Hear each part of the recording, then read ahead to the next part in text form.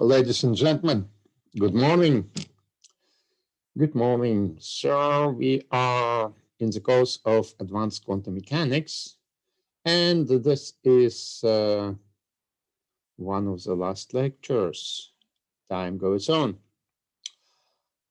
We will talk today in continuation of our short course of dissipative quantum mechanics. We will talk today about transitions in the presence of dissipation, in the presence of environment, about transitions in a realistic situation, in fact. What I would like to start with is to assume that we understood the oscillator and try to find more interesting question where dissipation might play a role. And I found this question in the behavior of a two-level system, which can come into play in different ways, in various ways. We will talk about this. And ultimately, I will formulate a model, a well-known spin boson model, which describes a two-level system connected to an environment. This model cannot be solved in general, but there are simple cases which appears to be very, very instructive and actually pretty much connected to what we have already learned about coherent states. We will use our knowledge of coherent states when understanding how interaction with environment modifies the transitions and can eventually, going a bit ahead, completely suppress this transitions resulting in orthogonality catastrophe. Good. We will talk about transition rates, and we will be able to formulate very general classification of all possible environments. Basically connected it in two classes which are separated by transition, Schmidt transition. And in the very end of this lecture, we will turn to our real world physical vacuum consisting of electrons, atoms in electromagnetic field. We will understand how to classify common situation in terms of this environment business. Very good. That's perhaps the most difficult lecture of this course. From the other hand, it is a sufficiently interesting subject. Technicalities can be easily understood from the previous material, and the conclusions are kind of striking and easy to remember. So I hope that with this, you can easily go through this material. Fine, as usual, put your questions to the chat. I do appreciate it. And we will go through. Let me first remind you about what we had in last lecture. Let me talk about damped oscillator. Well, what we have done, we wanted to understand classical oscillator with friction. And we understood that we require boson mass to describe this friction in quantum mechanical language. Then we look at different situations, right? It can be, in fact, we have a single oscillator mode and many oscillators forming an environment. There's a couple of different approaches to this, but it's all about oscillators, about systems which can be described by linear equations. Right, which is, from a point of view, it's rather boring. Let us complicate the situation. Let us try to find an interesting question. We could just complicate the potential. We could make it, for instance, nonlinear of some funny shape. Would it give rise to qualitatively different conclusions? Well, that's unlikely because it's just small modification. In order to pose an interesting question, we have to change the potential qualitatively, right? And what's a qualitative change which comes very fast to our mind? This potential has a single minimum. Let us consider a potential which is distorted such that it has two minima. Right? That would be qualitatively different. It is for a classical system which can be in two states in two whiles of this potential. Right. Ultimately, we could forget about many quantum states which can develop in these whiles and just concentrate on two lower states here and here that we will do soon. In this way, we come to a two-level system, a qubit, and we want to understand, making use of previously developed approach to friction. We want to understand what the friction does to a level system. Right, we will talk about two minima. What I want to say is that if you consider, for instance, periodic potential, which has infinitely many minima, the discussion will be qualitatively the same, so we can learn a lot just remaining with two wells. Very good. Let us first understand that we can describe it classically in the following way, very similar to oscillator. The only point that the potential force is a bit more complex, supporting two minima. So classical description does not change much. Good. Talking about this, we assume that we deal with a mechanical degree of freedom. Let us try to talk about this on a qubit level, which, you know, a little bit universal, doesn't really depend whether it's mechanical degree of freedom or something related to superconductivity, electricity. Let us understand two-state system, trying to assess from two opposite directions. First, we are sufficiently quantum to start with this. First, let us understand it quantum mechanically. All right, potential, two wells, a state in each well. The states overlap a bit. There is tunneling between the states. And this tunneling provided the energies bottoms of two wells are well aligned. This tunneling will delocalize the state between two wells.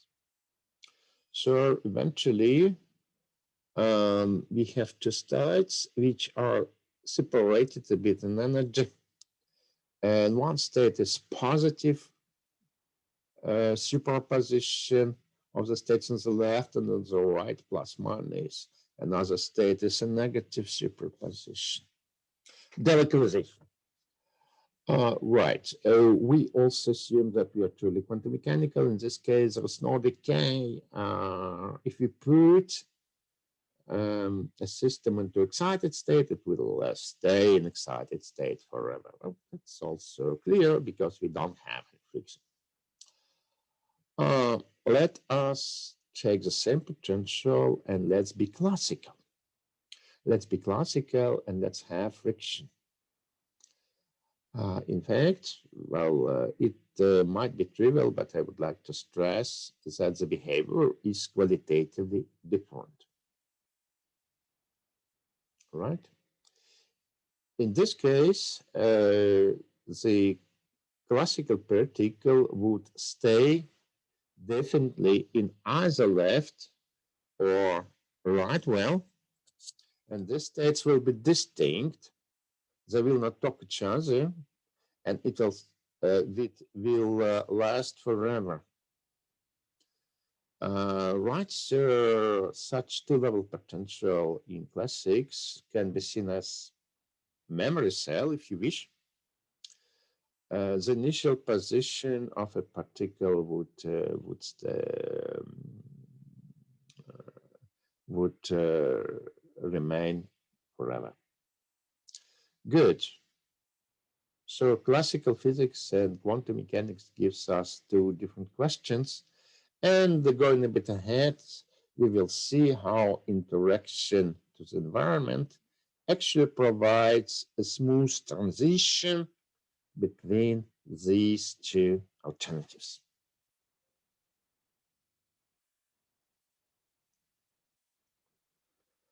Fine. Let's talk about Qubit again. We have, surely you have heard about this in your initial course of quantum mechanics. We have also refreshed it shortly in the first lecture and in problem solving session after that. But anyway, let's recall it again. So that two-level potential is the simplest model of a qubit. So there is a single state in which well. And now let me consider some energy bias, which makes these wells unequal in energy. Right, so that can be described by a simple Hamiltonian, which is 2 by 2 matrix, which has diagonal elements representing the energy shift and non-diagonal elements representing the tunneling. Good. This element wants to make equal weight superpositions on the left and on the right. That element tries to distinguish the states because they have different energy. What's the answer? It's easy to derive energy levels of these qubits. If you plot it versus epsilon, you get hyperpolars. Right. And after that, one can also diagonalize this. One can diagonalize this to get wave functions corresponding to two energy states. What I want to mention here in the context of these wave functions is a probability of delocalization. Let us consider for simplicity rather large energy bias, larger than tunneling. Then we expect the system to be in the lowest energy state. Nevertheless, there's a possibility to find it in upper state, delocalized. That we'll call delocalization probability. All right, if we look at the eigenvectors, we understand this is can be expressed through parameterizing angle in this. Well, it's some quantity which is small if energy bias is big. Nevertheless, there is some finite delocalization probability. There is a question. Let me look at it. What does theta stand for?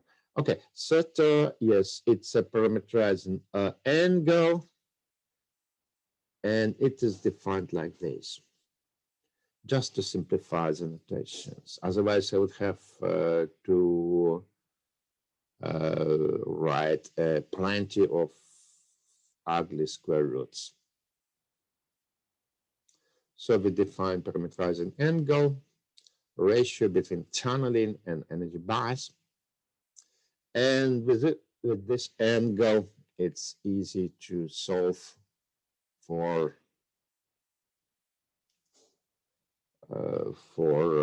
eigenvectors, for eigenstates.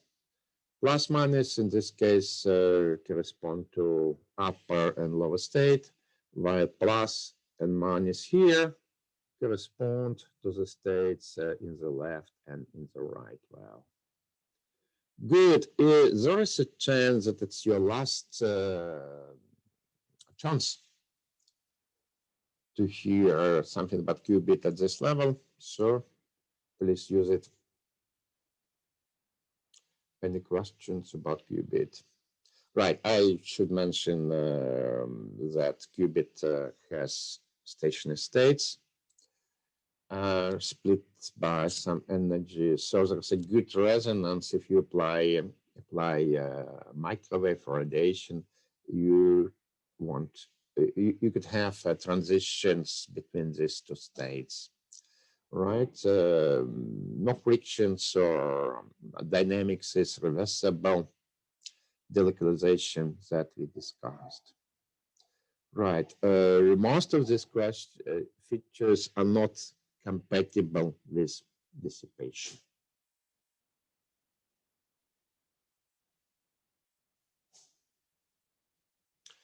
Good. That was qubit. Let's see what I have next to it. Let's, in addition to mechanical system, also consider a different physical situation. It is so different that first one hesitates to describe it in the same way, but in fact, it's precisely the same.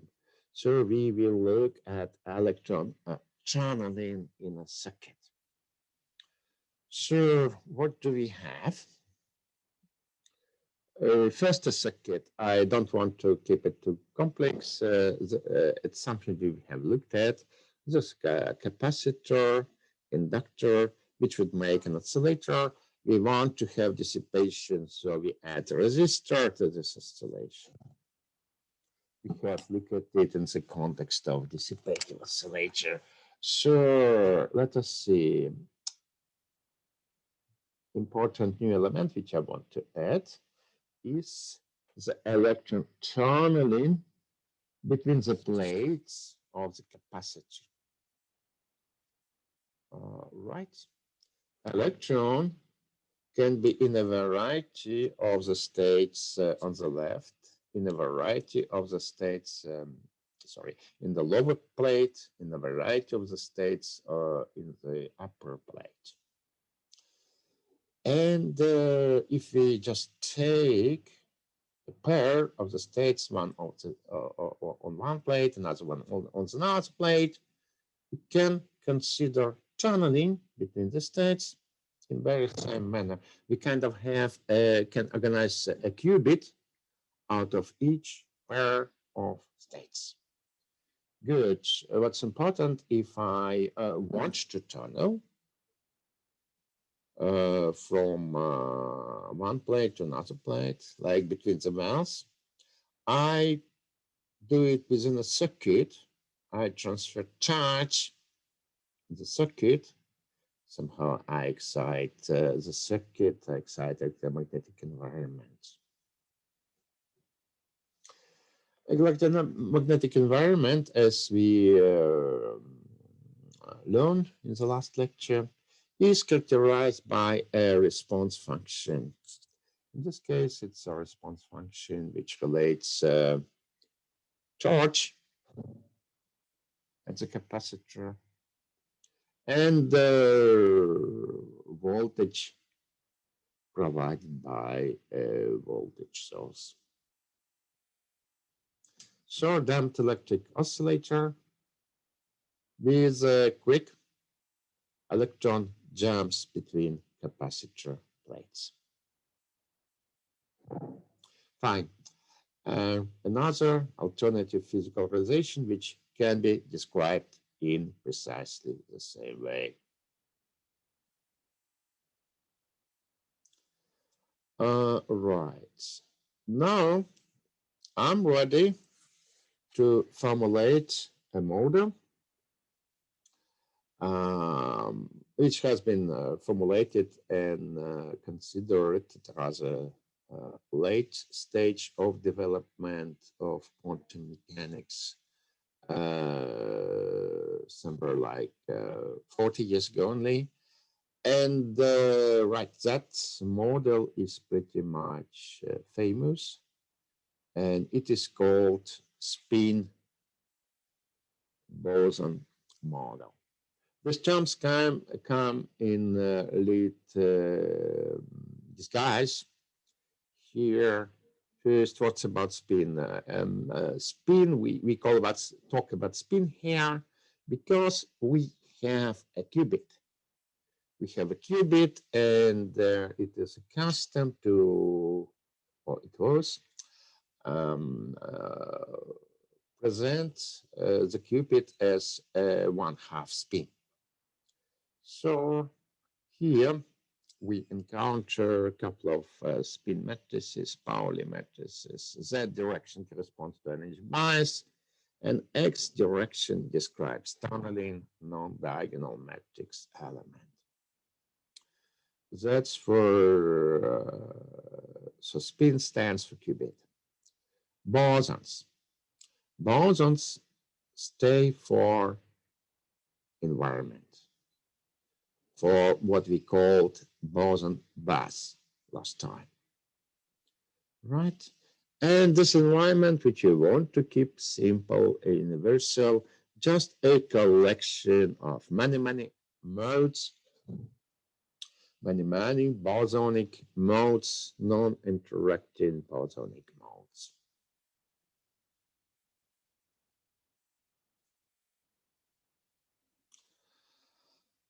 Fine, that they don't yet talk to each other.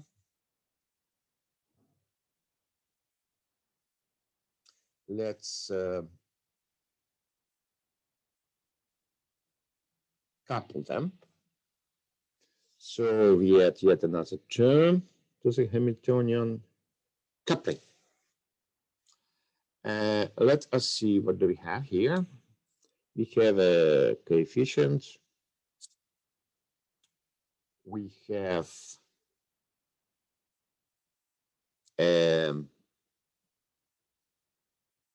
sigma z, so it's coupled to z quantization axis of spin only. And we have, if you remember, it resembles very much operator of friction force, which we used previously. Let me understand why. This operator sigma z q can be considered as a quantized displacement of a particle. Let's get back to two-level situation versus X. So the particle can be here or here, two fixed positions.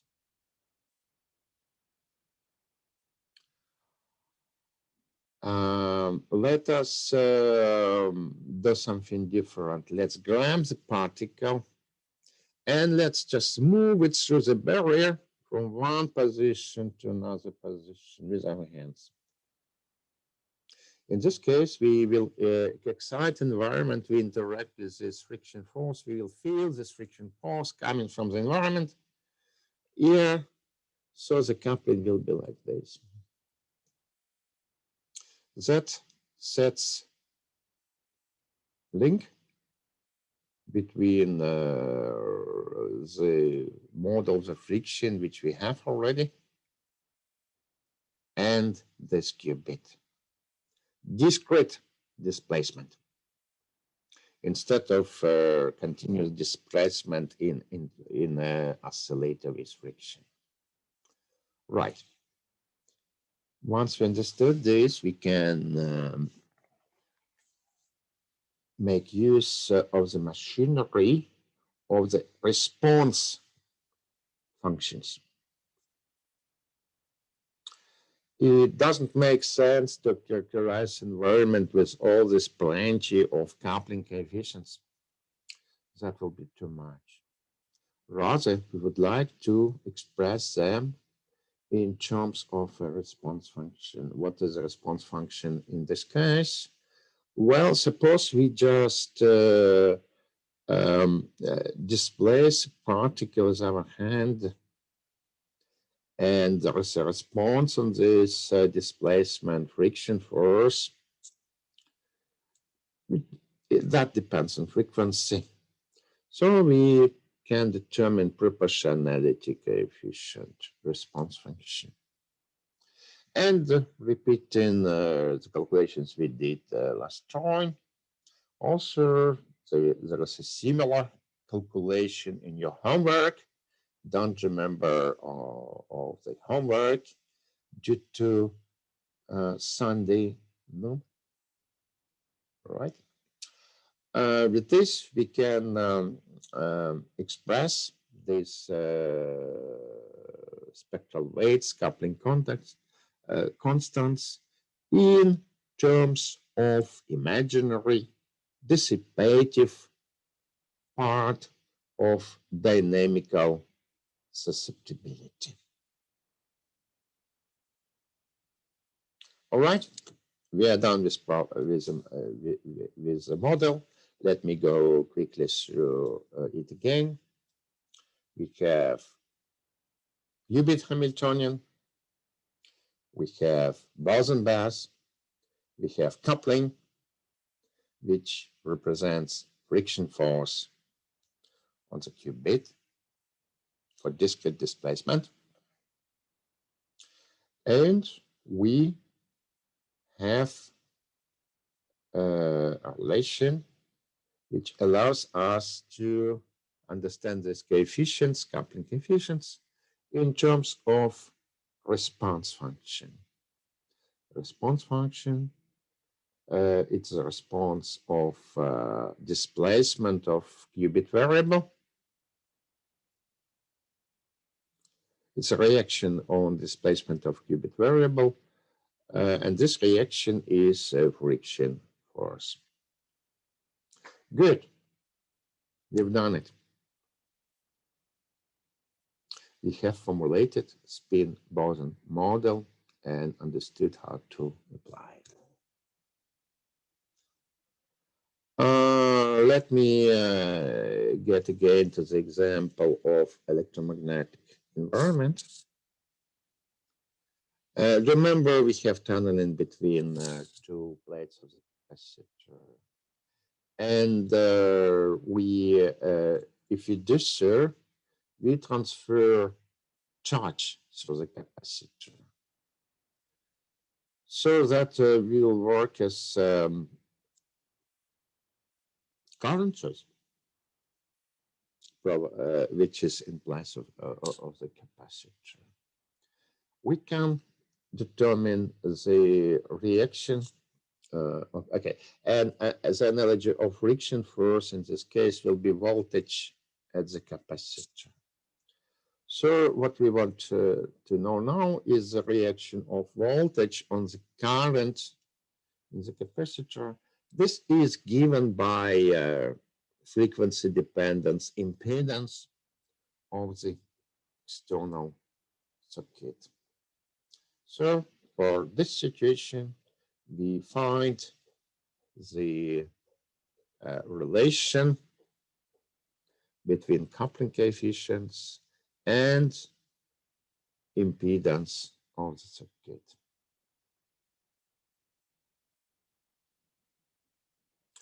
And unit of displacement and just electronic charge.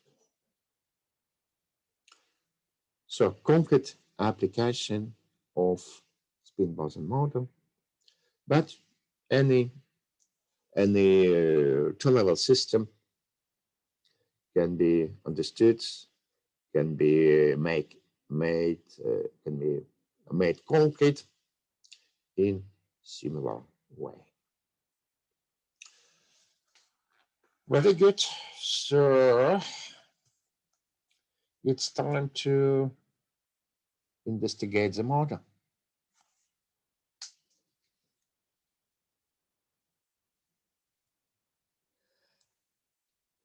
Which is not that easy as to say it. Oh, there was a question. Why do you take the real part instead of the imaginary part of the impedance? This is a little bit confusing convention in electric circuits. In fact, there is a difference between impedance and response function. Response function is a voltage reaction on time-dependent charge and not on the current. But well, the current is just the impedance is defined in this way. But well, the charge is time derivative of the current, so this is the response function. Then we take imaginary part of this expression, or this extra I here, and we have real part of impedance times frequency.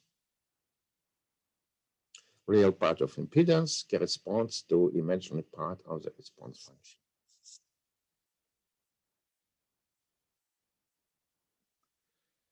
Good. Simple model we have, this spin boson model. Unfortunately, it's unsolvable.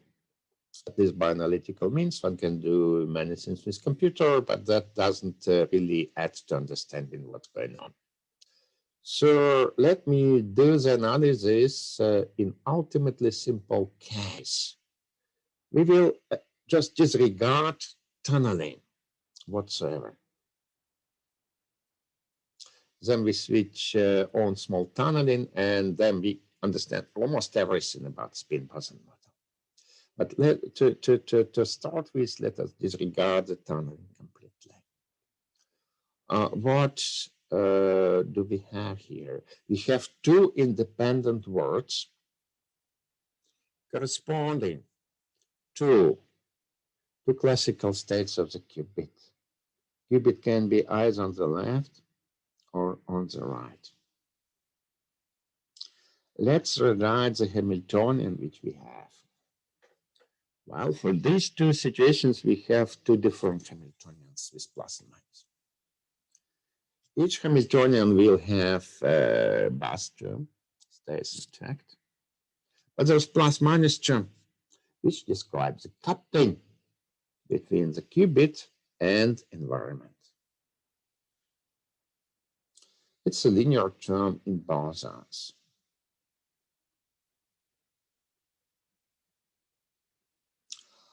What can we do with this term? Well, we would like to get it back to a form which is convenient for us. We would like to have a Hamiltonian which is quadratic in bosonic apparatus. Well, that's the best way to understand what we do is to recall some school bank algebra about parabolas, about parabolic potential. Suppose we have an expression which has a parabolic term plus a linear term.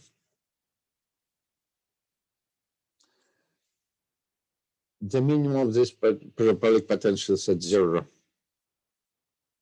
One can shift the minimum of this potential to incorporate this linear term. So we have a shifted parabolic potential, right? Plus some addition, which does not depend on coordinate. So parabola plus linear term results in a shifted parabolic potential. Same here. We can shift the bosonic apparatus to get both Hamiltonians to conventional form. Let's do this.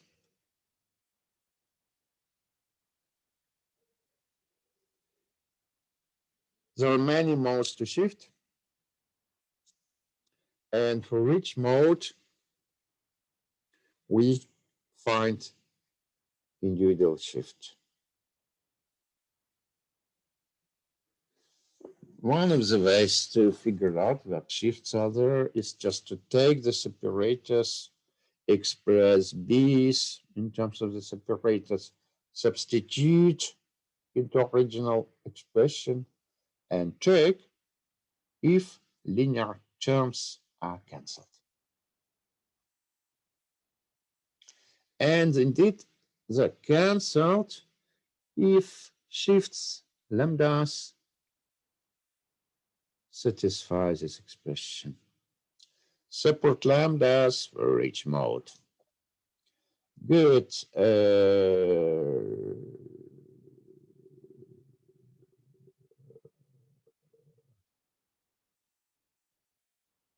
Thereby, we can reduce the Hamiltonian to a non-form, non-interacting bosons oscillator.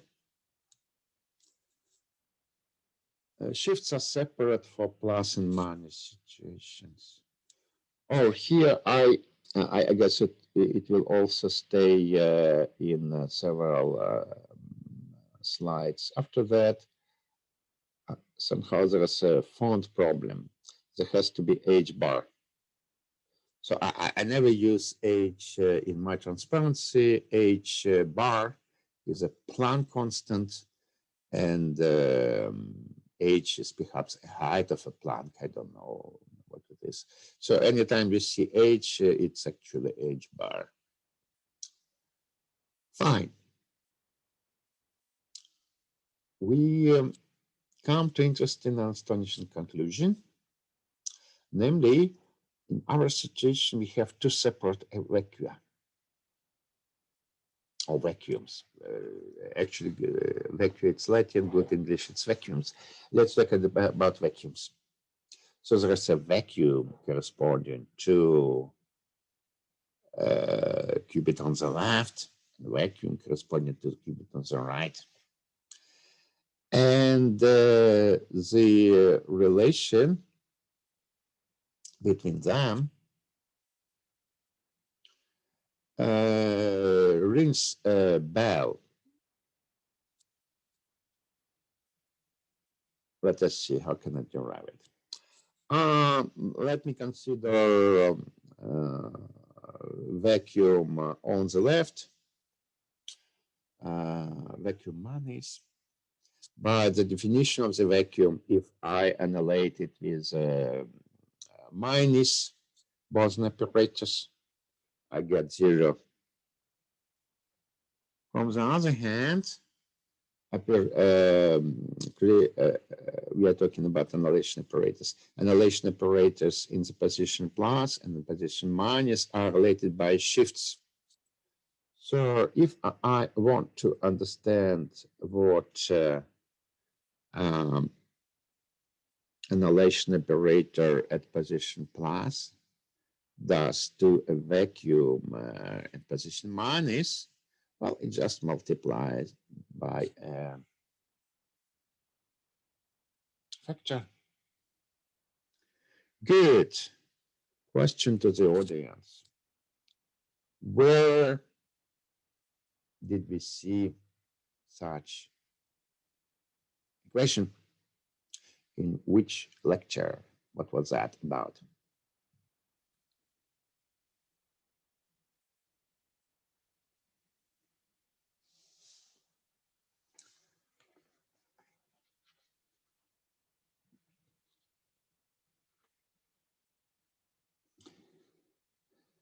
Excellent, Paul.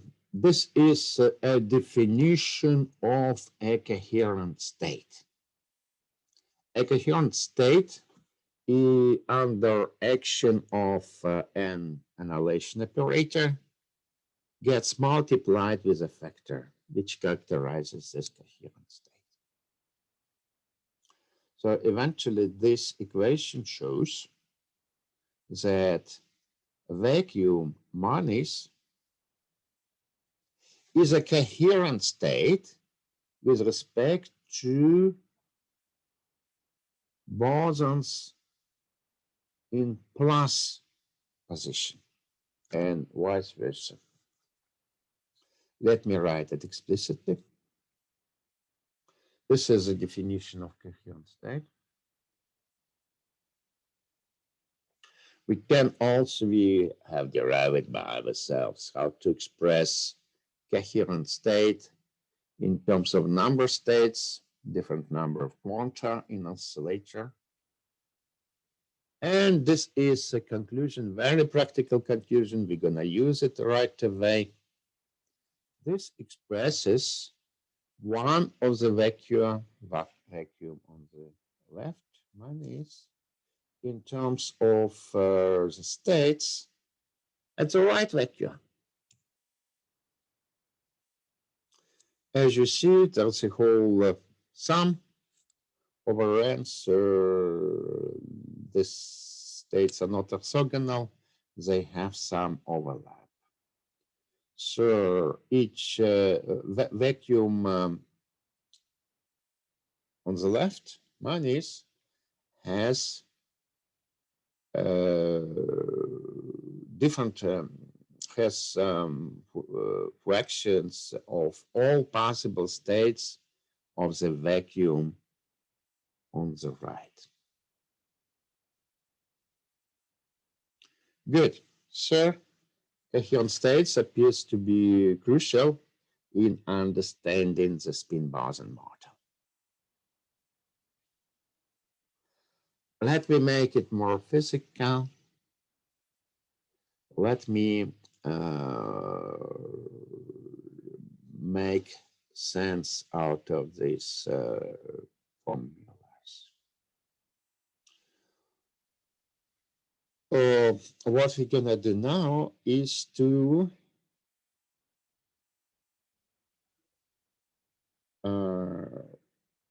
grab our qubit by heart, by hand, sorry, and move it quickly to another position.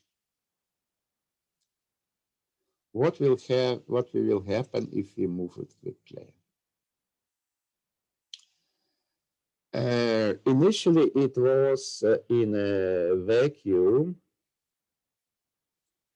minus.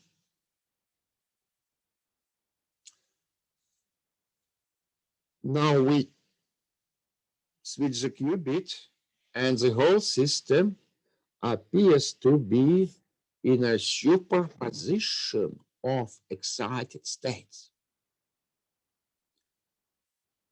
The coefficients of the superpositions are given below. They are coefficients of coherent states. Right. Oh, sorry, a bit confused with my transparencies. So in physical terms, we have shaken up our oscillator. By displacement, we got it in an excited state. We gave energy to the system of oscillators to our environment. And we can estimate with this coefficient we have the probability to get energy, certain energy from the shake-up.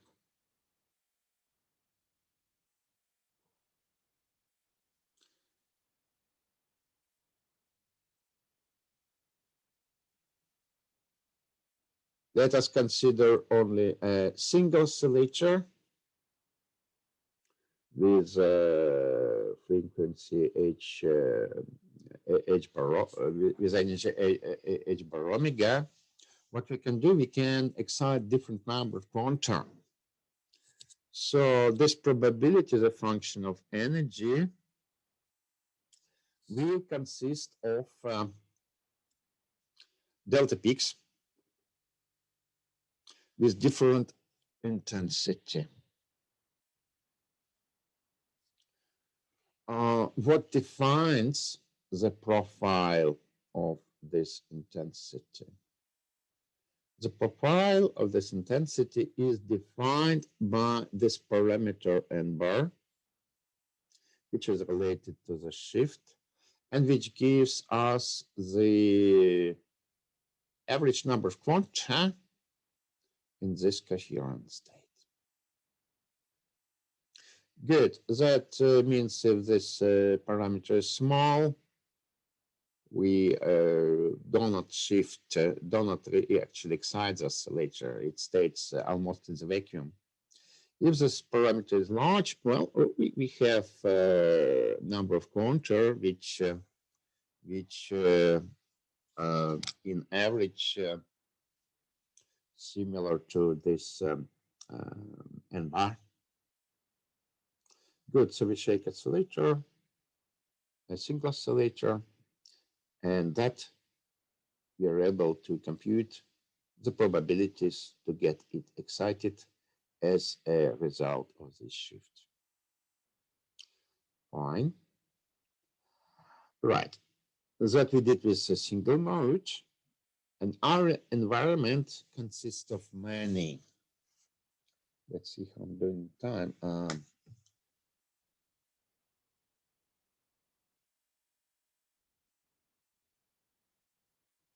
Let's have a break right away. Let's have a break right away, like rather short break for 6 or perhaps 7 minutes. I will pause the recording. All right, ladies and gentlemen, we go on.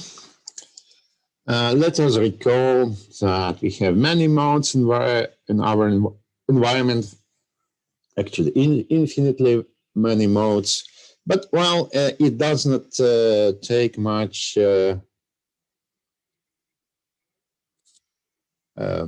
effort to understand the probability to give some energy in the course of a shake-up for many mode situation. We just sum up energies corresponding to excitation nm quanta in each mode is index m. And take them with corresponding probabilities. We'll have to sum up our different NMs. We will do them and then take continuous limit. So P of E won't be a collection of delta functional peaks. Rather, these peaks will be smoothed in a smooth function. That will happen in several minutes, but let us first to look at somehow simple quantity. This is a probability to lose no energy whatsoever. How we define it? We excite precisely zero number of quanta in each mode. Right. So from all these factors, we keep only zones here around it.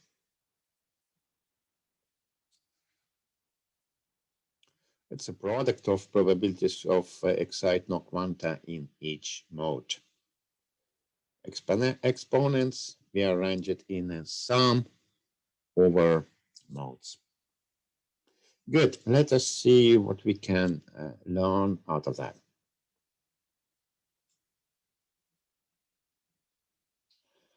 Right. The situation which we can describe with this method is called by orthogonality catastrophe, which has been introduced by famous Nobel Prize winner, Professor Anderson, quite some time ago, and it was revolutionary by that time.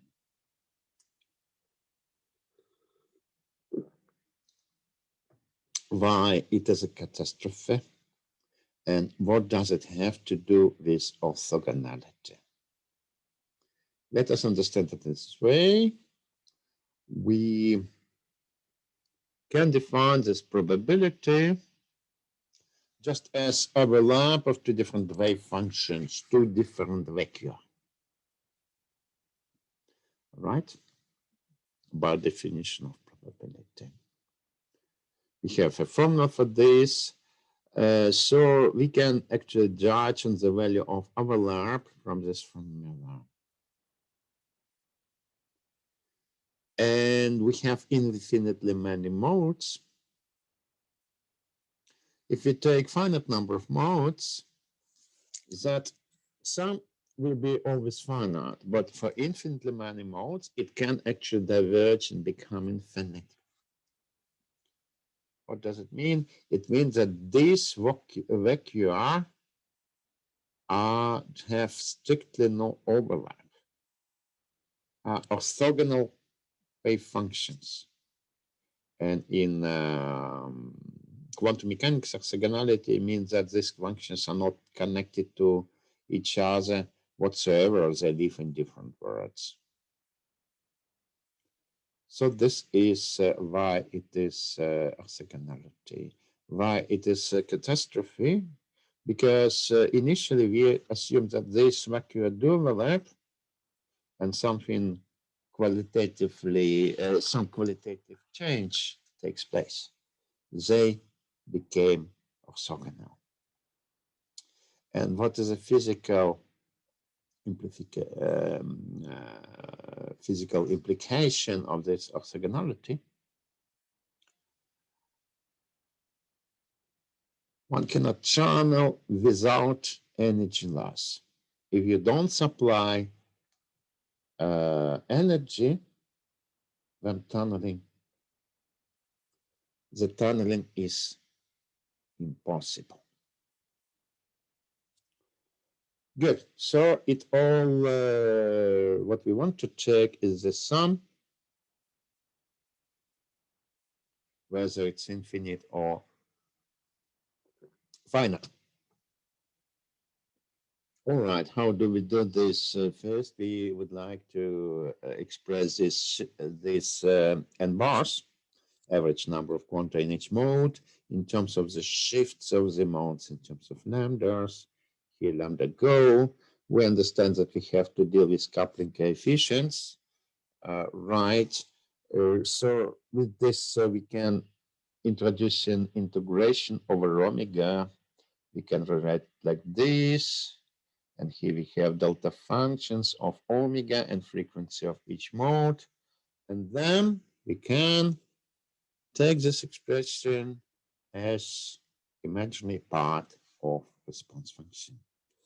So we can relate this sum to the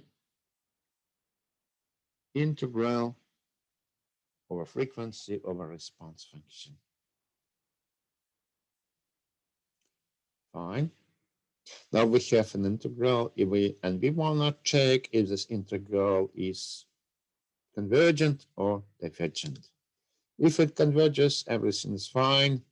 We do not have orthogonality catastrophe. If it appears to be divergent, we have this strange situation predicted by Anderson. Right. If you look at its behavior at low omega, it has all chances to be divergent because it's omega squared in the denominator. So there has to be rather small imaginary part and small energies, small frequencies, sorry, to make this integral convergent. Fine. Orthogonality catastrophe. We can characterize it in terms of dynamical susceptibility response function. All right, that was a story about probability at zero energy, precisely zero energy. We can elaborate on the total formula for P of E. Right, this is the definition. There are some steps of convenient derivation of this.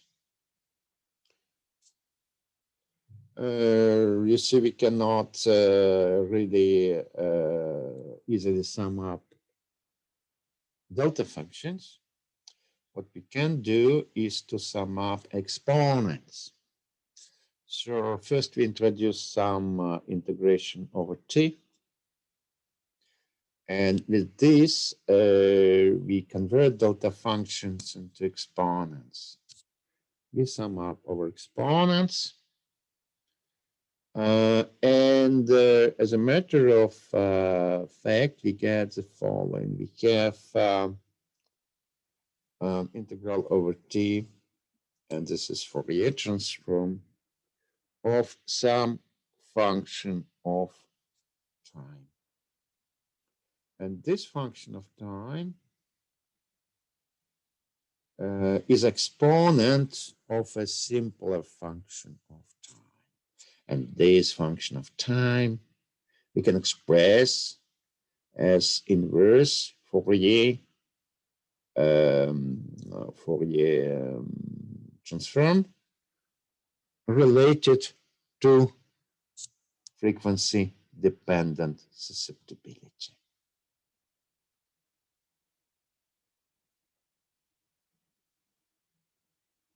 Looks rather complex, but this is an answer.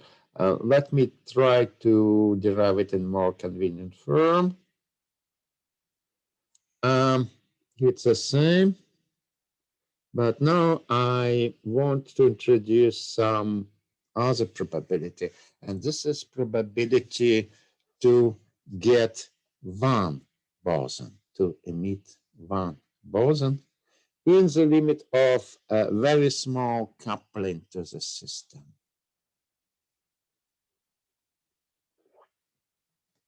As we remember, this describes probability of emitting any number of bosons, and here this only with one. Right, so we can express the probability of many boson processes in terms of this probability. It has the same structure. It is a Fourier component of some function of time, and this function of time is an exponent of inverse Fourier transform of the function P1 of E. And that function P1 of E is just proportional to imaginary part of the response function. That concludes the chain of associations.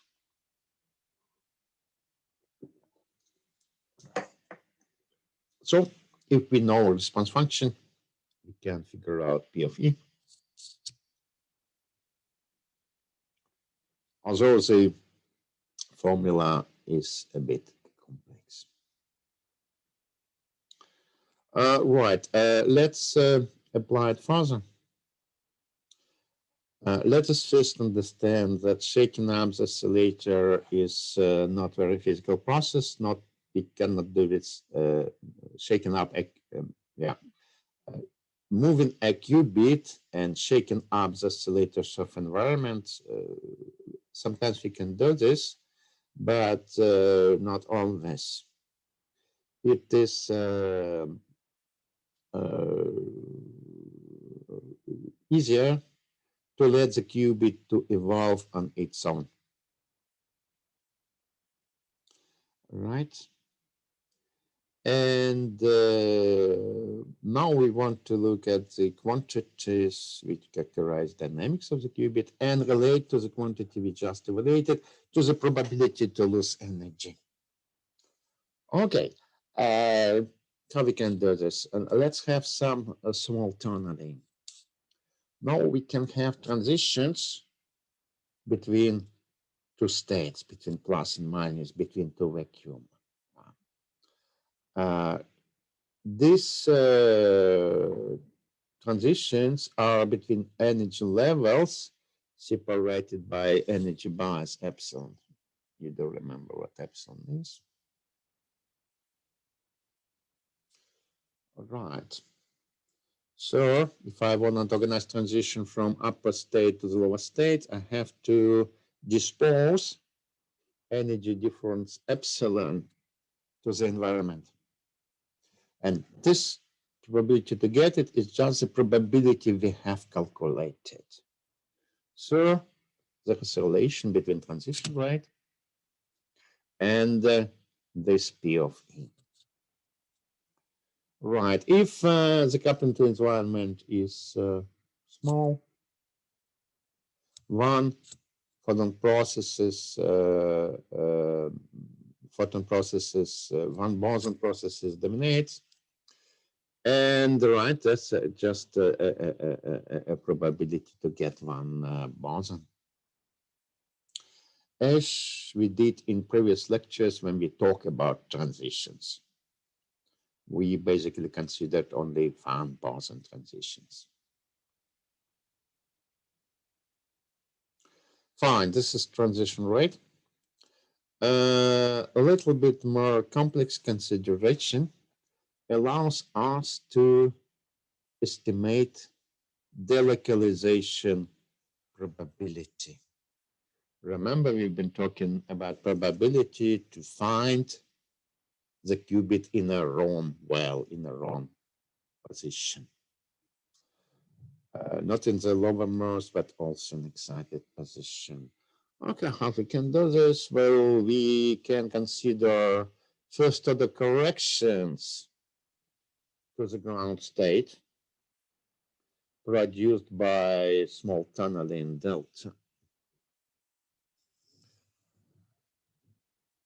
And again, compute it in the basis of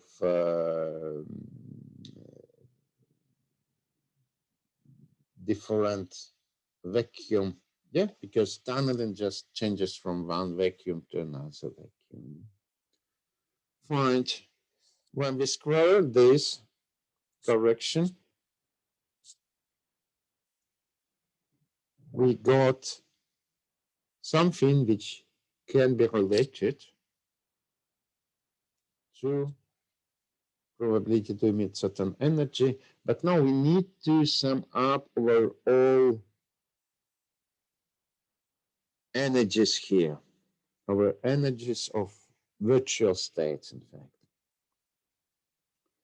So this is what we get. Let me make a simple foolproof estimation. If there is no friction, the probability to lose energy is zero, so that will be delta function of E. Well, substituting this, we obtain the usual formula for delocalization probability. Doing all that, we assume that delta is small, much smaller than epsilon, tunneling is smaller than energy bias. Fine, good. So instead of rather artificial shake-up, we have two quantities to look at, transition rate and delocalization probability. And we can look at different environments and see what does it do to these two quantities. All right, that gives us the basis for classification of different environments. Let us first, without detailed classification, figure out that there are generally two types of this P of E function, probability of energy loss. Let me perhaps start with the second one. In this case, the coupling to the environment is relatively small. So there is a big probability, delta functional peak, to tunnel without energy loss. And then, well, it will cause no transitions. We have also basically one boson tail addition to this wave function that will describe the transitions. And well, that responds to quantum situation. An alternative, which we have already understood in terms of when we talk about orthogonality catastrophe. If orthogonality catastrophe happens, there's strictly not channeling at zero energy. So P of E has to be zero, and that has to be very good zero, so that even if energy is finite, it remains around zero, it remains exponentially suppressed. So that's another distinct type of P of E corresponding to orthogonality catastrophe. Good. There are two limiting cases. There must be some borderline between these cases. This borderline looks a bit funny. This borderline corresponds to power law behavior of P of E at small energies. So it can be rather high and even divergent at small energies, trying to get closer to this delta functional peak. Or it could go zero if power law exponent is positive, but it remains power law. And in this way, it extrapolates between these two types. Good. Types of P of E. Right. So a red line and a green line. For these pictures, red lines, green lines are different examples of the same type. So here, red and green correspond to the same situation of two orthogonal vacuums. As you see, green line is more suppressed than the red line, a bit shifted, but they belong to the same type. Well, here I was lazy to give an example because delta functional peak would overlap for green and red. Here I did it as well.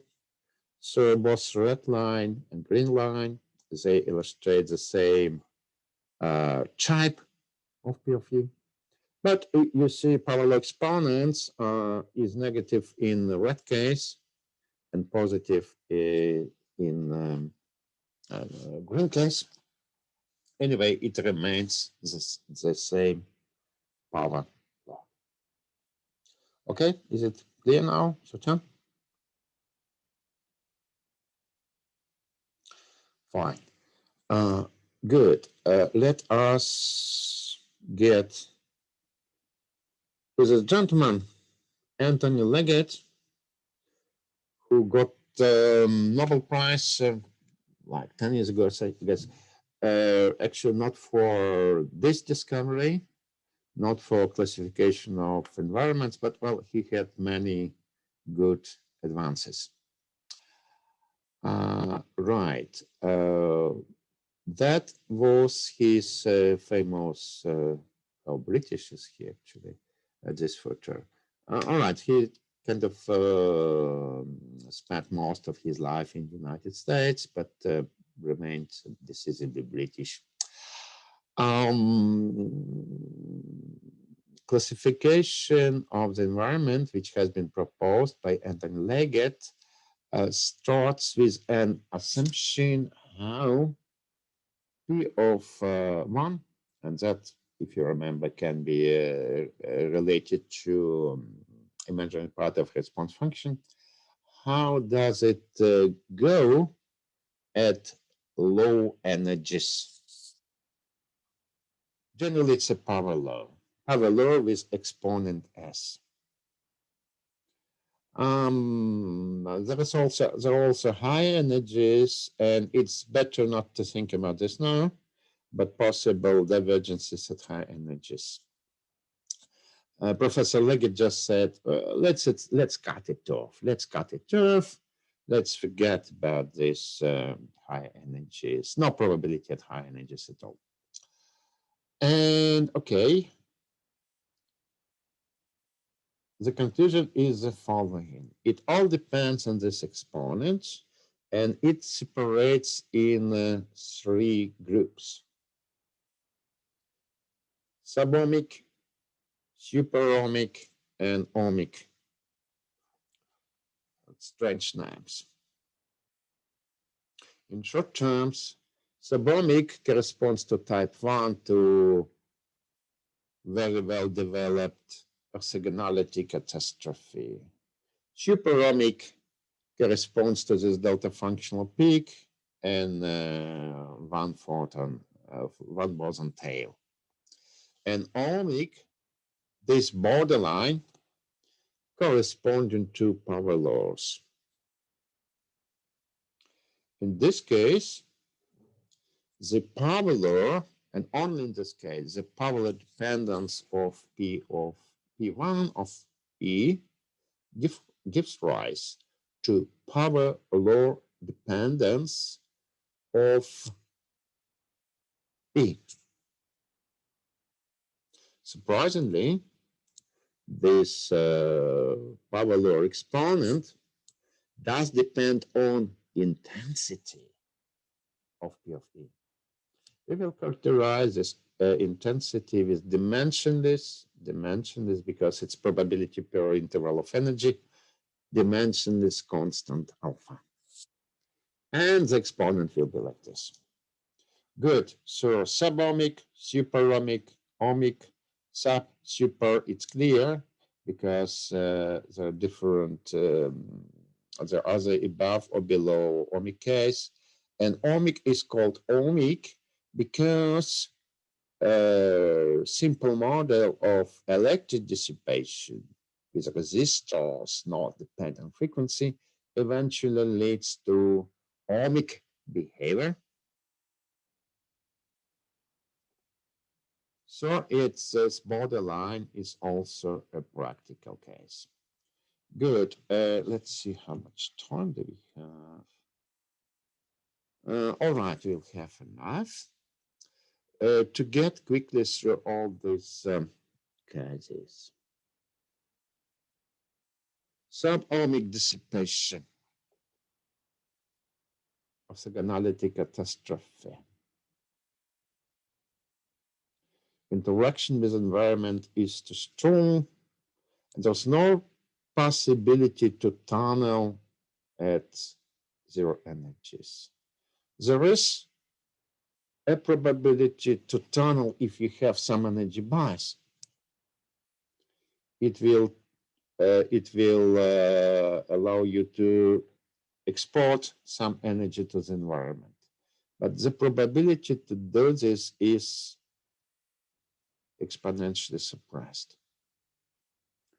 So whatever you put under exponent will give you, with negative sign, will give you 0.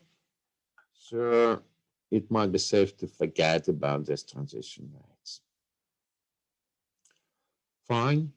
It means that we describe the behavior of classical memory cell in a rather complex quantum way. For subohmic case, best model of qubit is a classical qubit with distinct states which kind of stay in one of the wells, one of the positions forever.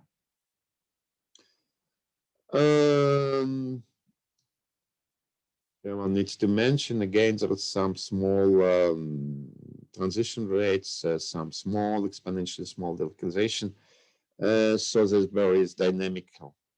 But you see where does it go? Quantum mechanics is destroyed. The resultant system, although it's a completely quantum mechanical description, resultant system simulates classical two-level system, two distinct states in two wells, subohmic dissipation.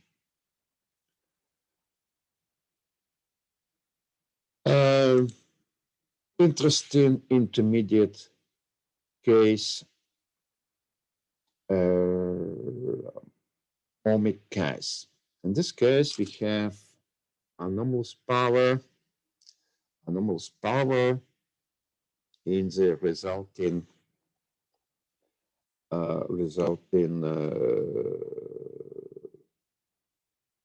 behavior of probability to lose energy with respect to energy. Again, that depends on the intensity, on the coupling to the environment. Good. What does it mean? The transition rate as a function of energy bias would be also some power function.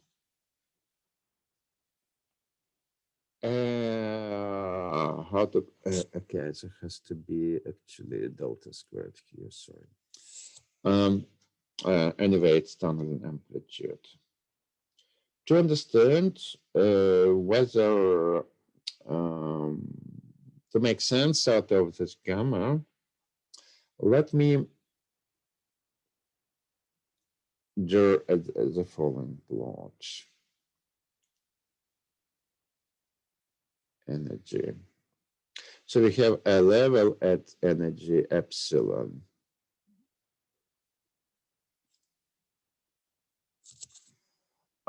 This energy position is kind of smoothed by transition rate. So one tries to see it as a Lorentzian with the gamma. So if this rate is much smaller than epsilon, it's okay. It's a reasonably good quantum state. If it's wider, it doesn't make sense to talk about this level. Its decay rate is faster than corresponding, the frequency corresponding to this energy. Good. So to figure out, we compare it. We divide it by epsilon. And we understand that for small alpha, the states become bad for alpha smaller than 1. And for bigger alpha, the states eventually stay pretty good in the limit of low energy. Something special happens at alpha equals 1. And this is called Schmidt transitions. It turns out that this is a transition between two extremes we have mentioned. And if alpha is bigger than 1, the state of 2 qubits is more of a qubit is more classical. It is localized in one of the wells. At smaller alpha, it is delocalized between 2. And at that particular value of alpha, we have a transition. It's a bit counterintuitive because eventually we have localization is quantum property. But at the same time, we have a bad quantum state in this region of alpha. And so the localization is quantum property, but we have bad state here. And vice versa, if alpha is a quantum property, then we have a good state. So we have a kind of rather counterintuitive picture, but well, that belongs to Schmidt transition.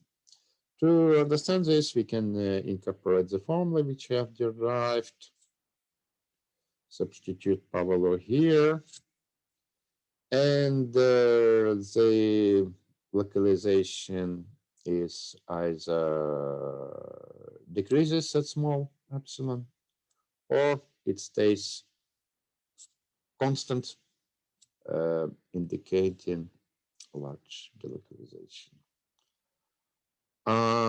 Fine. I need to say something about something about most quantum regime, about superomic regime. That's easy to comprehend, although there are some subdivisions in this regime. In any case, transition rate is dominated. Transitions are dominated by van boson processes. So we have also significant probability of elastic tunneling. We have this delta peak at in the probability to lose energy. And right, we have, if you again look at, if you again compare this transition rate with energy of the state, we can have, depending on the exponent, classification exponent, either bad or good state. But in distinction from ohmic case, and this distinction is a true resonant peak, we have delocalization or quantum signature for both cases, for a bad state and good state. Fine. This more or less concludes the classification, which, from the other hand, is not very complex, but peculiar. Let me get everything in a single table according to Leggett. Right, in this column, we have environments of different kinds. Other columns are properties.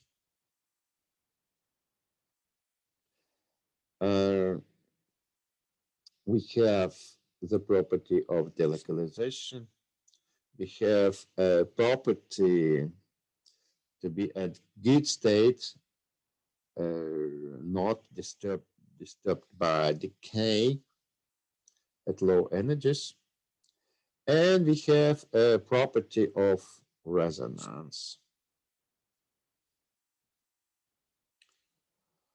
Good. And these are all these properties for different environments. Superomic environment is S because M1 is most closely resembles a quantum situation. Yes to all questions. We can remain superomic, but have already a problem with the quality of the state, resonant transition rate diverges at low energies. Then we have this ohmic, which also separated into regimes separated by Schmidt transition. Schmidt transition goes here. Right. So different answers to these questions. And finally, we have a sub-ohmic regime corresponding to strong coupling of the environment. And there we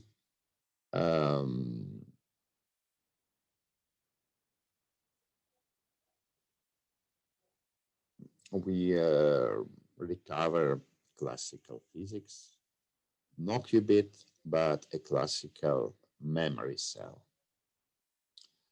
Let's see, the question which I would like to address in remaining minutes is where we are in this classification.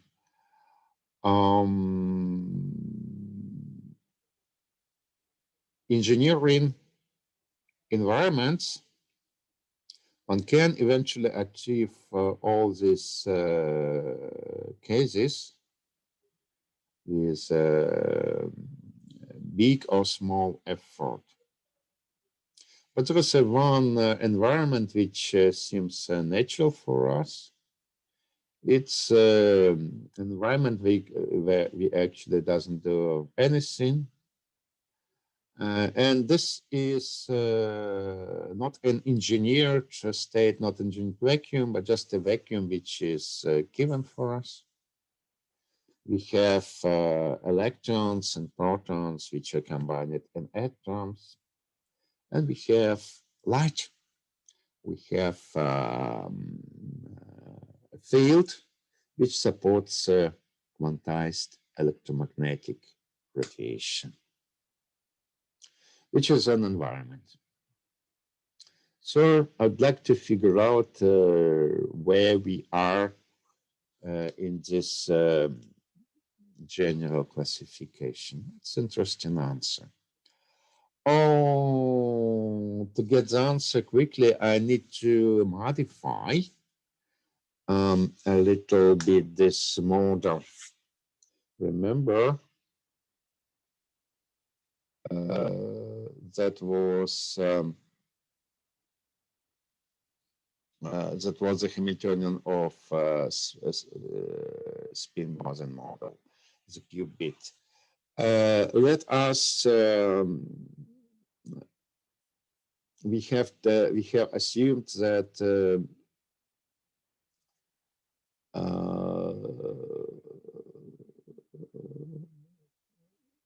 let us see.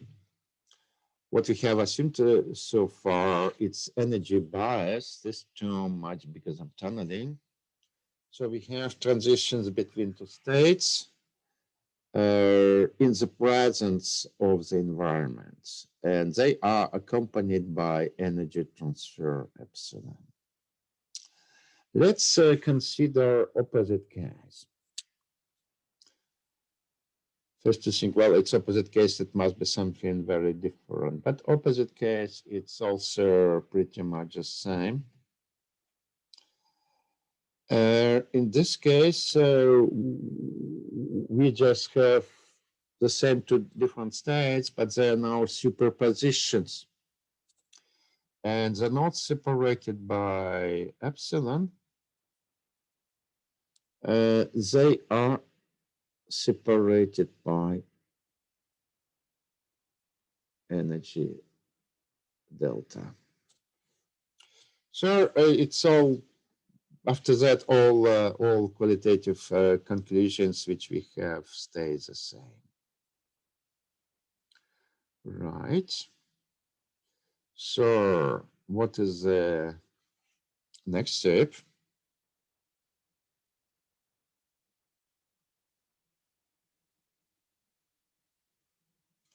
Let's next step is to take these two states, ground and excited state of an atom.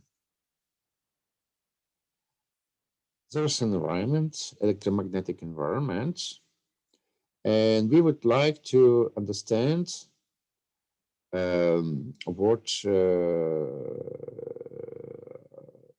how does it fit to our classification.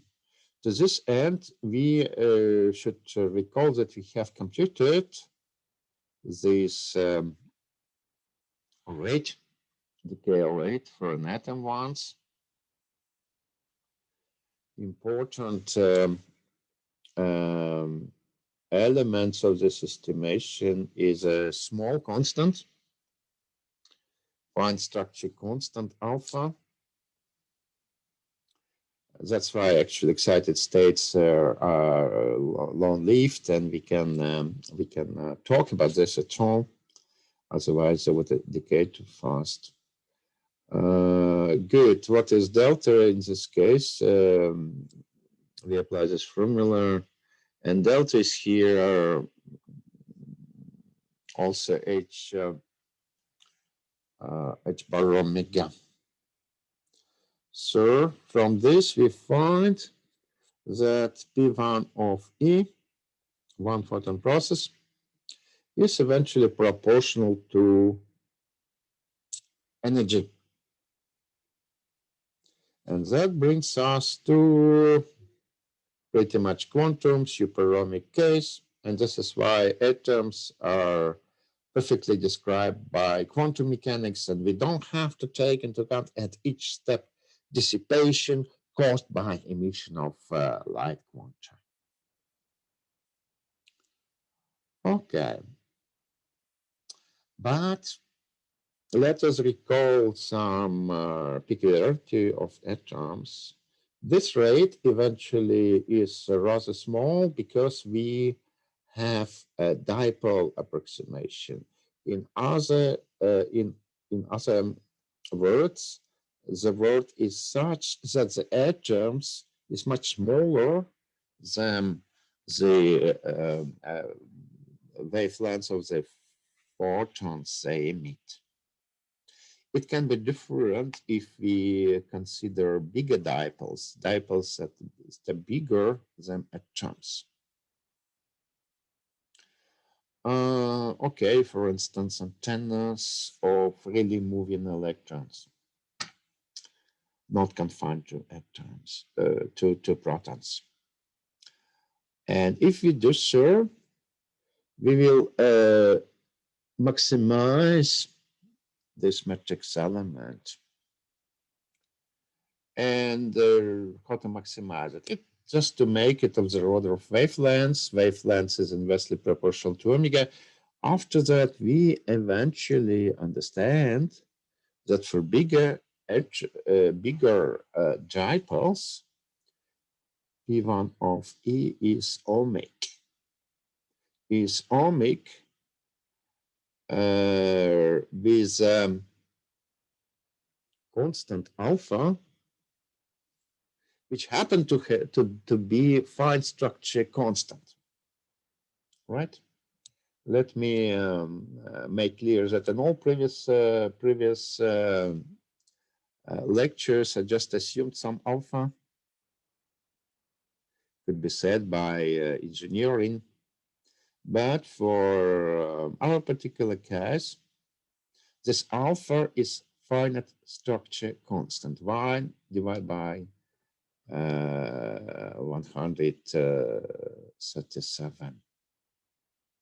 So eventually we are in ohmic case, which is a bit dangerous.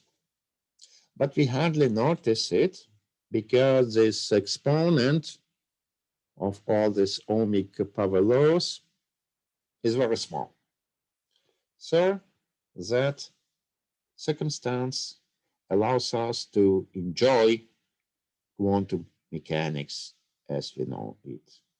It would have been different in a different world where interaction of matter with radiation is different. For instance, it could be different if this constant, fundamental constant, is not that small. Fine. I guess I'm done with the material of the lecture. So I will stop the recording, and if you have any questions, please go on.